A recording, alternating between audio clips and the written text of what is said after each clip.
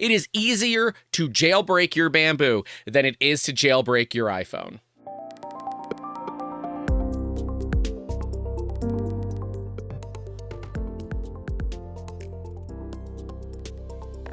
Starting off with a big request from you all, the community. We've been discussing this fork of Orca that Pavel put together, but we never actually covered how to install it. So the first step in this process, go to the link below, the GitHub for the Fulu Foundation with the Orca Slicer fork. Then you just follow the directions. I know that could have likely been in its own video, but the goal here is that you know how to do it. We're going to go here, we click on releases, and you download the one that makes the most sense for your machine. For my specific, I would use the Orca Slicer Windows installer. Then I would follow the rules listed here.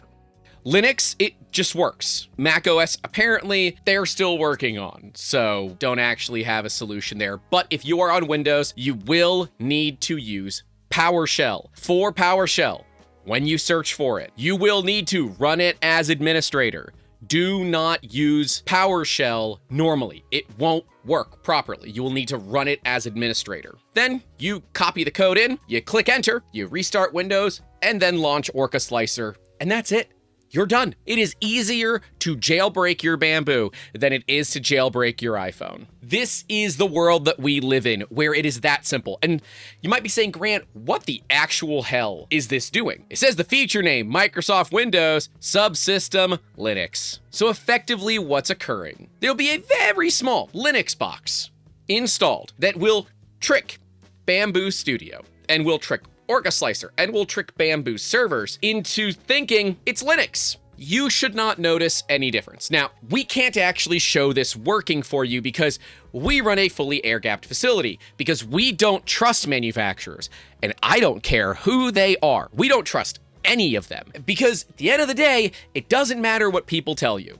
As you all are well aware, whatever a company tells you, expect about 50% of that. Because that's the best case scenario that you're getting out of this entire relationship. So we look at it and say, nah, it's just easier to run a zero trust facility and use flash drives. They're cheap. Even in today's economy, they're not that expensive. You can use flash drives, SD cards, whatever your machine might use. Now, the thing that we don't know, my general assumption would be no. We are not certain if you can update Orca inside of this fork. And quite frankly, we don't know how long Bambu will allow this to continue. Again, this simple solution to all of this, when Bambu realized what Pavel had done, which again, was not reverse engineered, was not in any way malicious, he used their own AGPL code against them.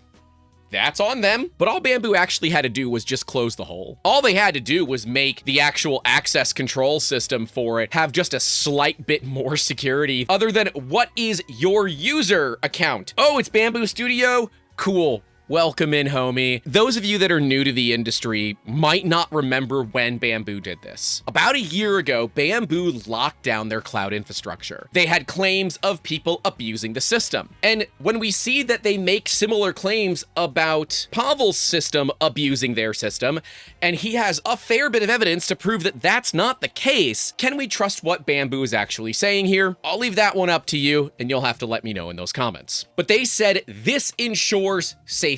That if you want to use a third-party slicer, like Orca Slicer, you would need to use their third-party application to utilize their cloud called Bambu Connect. Now, there have been some pretty serious discussions about this, including those from the likes of Josef Prusa. We will link to the full post from Josef Prusa over on Twitter so you can take a look, including ones that, don't make you go to that site, that goes into detail about some of the problems that they have noticed regarding Bambu Studio and how they are actually implementing the network control process. When you download Bambu Studio, they're breaking, in his opinion, what is part of the open source nature of Bambu Studio. And, well, Software Freedom Conservancy agrees about it. Packaging the network plugin separately from Bambu Studio itself is not a valid way to get around the open source problem, because neither of those applications can function without the other. If you don't install the networking plugin, you functionally lose features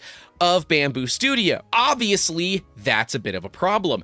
And if you don't have Bambu Studio, the networking plugin is of zero value to you whatsoever. That's a dirty way to get around AGPL, and it's generally considered not a valid way to do it. The SFC is not a new company to this. They've done some amazing work in open source and copyleft, and the big one that I think is when they kept Vizio honest. Vizio, yeah, that Vizio, the one that's now owned by Walmart, but we're not going to get into the data issues. That Vizio was violating copyleft in open source, and they said, nope, you got to play by the rules. So this to me is the setting of a standard, or at least the hope of setting a standard in this industry. And that means that other companies are going under the knife as well. Mr. Prusa decided to procrastinate a little bit and checked to see who else might be in violation. Very quickly, he found that FlashForge, Elegoo, Anycubic, and Creality were already in violation because they have their own version of Orca, which uses the Bambu Studio plugin, which some of them use, some of them don't,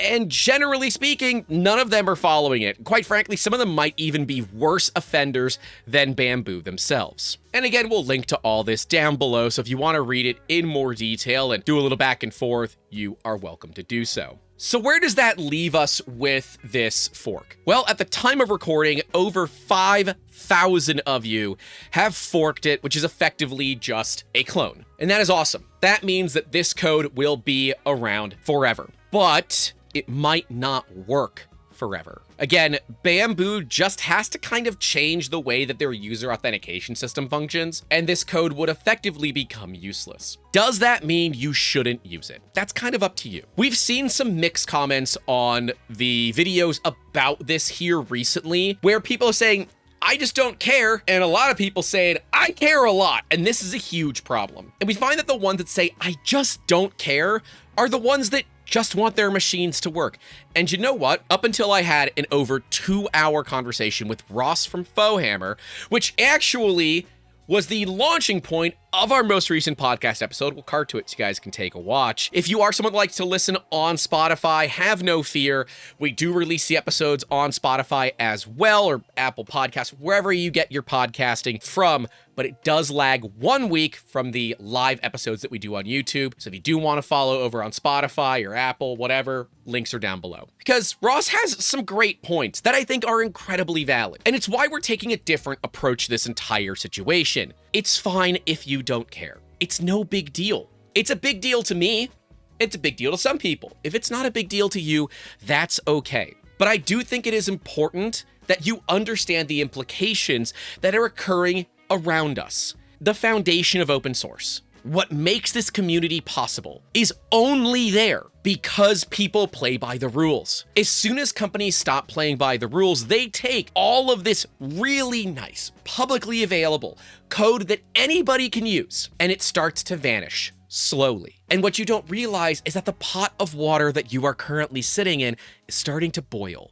And by the time you realize, wait a minute, that was a feature that I had 6 months ago. Why is that not here anymore? It's too late to do anything. We have been in 3D printing since 2008. 3D Musketeers was founded in 2015. We've been around for a little bit. Open source is part of our bread and butter. So much, in fact, that a lot of the products that we do, we just give them away because it doesn't make sense to try to police the kind of issues with proprietary data and, dealing with rights and ownership. It's just not worth it these days for a small company like us. Just makes sense to give it away and say, hey, if you find value in it and you make some modifications to it, post the remix, homie. That's what open source is all about. But it's when people make those modifications, it's when they take it, they use it, and they don't give back that things start to become a problem. Because, one, you're not playing by the rules, but two, it is encouraging others in the industry to follow suit. It's no secret.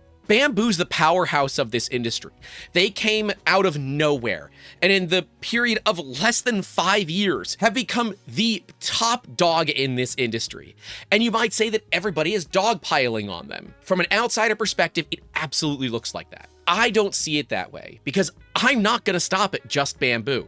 I'm not gonna stop asking for your burned boards or your burned printers. And if you have burned boards from your A1 or P1S, or you have burned machines, please email us, tips@3dmusketeers.com. Over 24 of you have added to our list, now nearing 250 issues since we first reported the A1 fire issue. And unless we keep this stuff available, all of these problems slowly disappear with time. Part of what we do is we report on these problems. And quite frankly, my buddy Daryl from Offer 3D said it the best. Fuck it. I'm gonna say the quiet part out loud. Being an influencer isn't about you, meaning us, 3D Musketeers. Much like a politician, you serve the people, provide the audience with insight into brands and products and where people should spend their money. The word has been tainted, and there are only a small group that actually understand this. If your main objective is money over grounded, unbiased information surrounding products you're presenting and reviewing, kindly fuck off and make room for those that will do the right thing with a platform. I could not say that better myself. That's why I read what Daryl said instead. We will continually fight for you. I don't care who we're fighting against. Whether that's Bambu, Creality, Anycubic, Prusa, we don't care. We will always fight for you.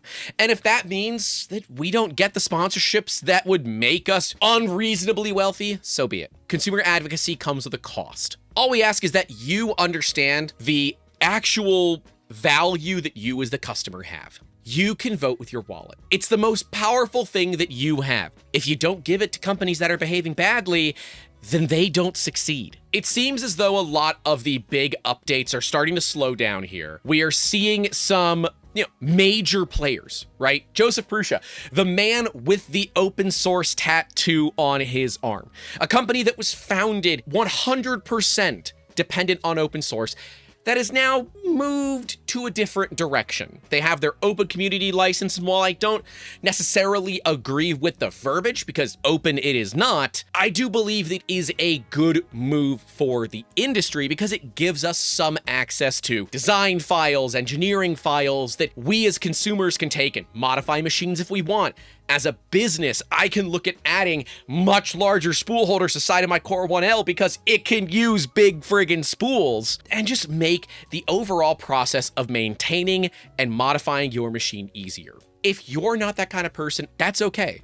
We're not mad at you. We're mad at what is occurring from companies and the long-standing relationship that open source hasn't mattered. I'm hoping that the SFC can actually put in some real work here and get precedent set, because once we have a precedent set, it's time to just start enforcing it overall. They are almost halfway to their goal. They're likely living on a prayer. And if you do want to donate, links, of course, will be where you normally find them. But I understand the frustration that people like Josef Prusa have here. It's a valid frustration when you're watching the industry that you helped build crumble around you because others aren't following the rules. And look, there's a fair argument to say that Prusa sat on their laurels for too long with the Mark III series, and they got caught with their pants down.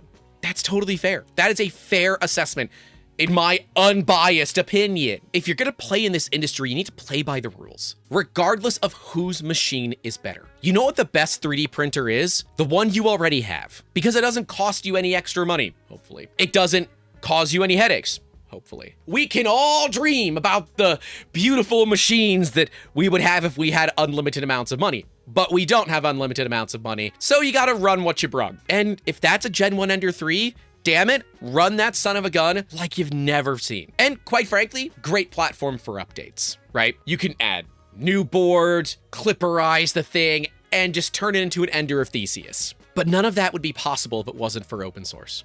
None of that would be possible if it wasn't for this community. So I get why Josef Prusa is upset here. But I can also see the side that Ross is on, and the side that a lot of Bambu users are on. I don't care. I just want appliance to work. That's part of the process of having an industry that's moving toward appliances. I don't care, I just want it to work. Can any of you reprogram an oven? My God, have you needed to set the clock on your oven recently? Especially if you have a newer oven. My God, that can be complicated. And with the way that companies are just embedding ads into everything, I'm looking at you, Flashforge, you shouldn't have done that. Just saying, kinda shady. we have to protect the thing that is most valuable to us, our data. We are working with Gamers Nexus on this, and as it develops, we will continue to report on this. If you have anything that you can provide to help us in our fight for open source and copyleft, please email tips@3dmusketeers.com, because it's just the tips, and only for a minute. And if you are looking for a really good video that summarizes the whole issue that is in front of us, YGK did a phenomenal video. I think you guys will like it. We'll link to it down below. But I gotta know, what is your preference? Do you like the more subdued with notes? I have notes next to the camera so I can check to make sure that I'm covering everything that I want to cover. Grant, or do you like the one that is a lot more off the cuff, tends to have a bit of a potty mouth? And let me know what you guys think. But don't worry, PrintFixFriday is coming back very soon. We have some awesome content. We've already started filming it for you all with a new style for PrintFixFriday, where we are actually working directly with the people that have the failure. So if you do have print failures, please reach out to us on all the social medias, Twitter, Instagram, make a YouTube video, tag us in it, tag us on the social medias, or you can email pff@3dmusketeers.com. We're going to a specific email for PrintFixFriday so I can easily designate it in my inbox. That way, it's much easier for us to find everything. Please email pff@3dmusketeers.com if you want to get some help. But this now comes with a caveat. You must be willing to get on a video call with us, or if you're local, have us come to you and allow us to film how to fix your problem. We will work with you a lot more than we previously have to fix your problem, but you must be willing to put in a little skin in the game too. And it's always fun when we get to interview other people and show exactly why things are occurring and how to fix them. But that is all we have for you all today. Huge thank you goes out to those channel members whose names are listed right next to me at the $5 tier and higher.